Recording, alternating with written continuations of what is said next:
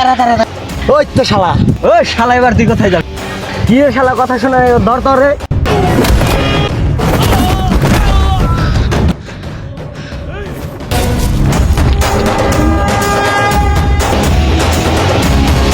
কি রে, কি ভাবছস আমারে? আমি তো তোদের নিয়ে আইছি তোদের মারার জন্য এই ফাঁকা জায়গায়। এই ব্যাট তোরা বুঝতে পারিসনি, কিচ্ছু করার নাই, আমি এরকমই। তুই যদি এরকম হস আমরাও এরকমই। ওই ধর।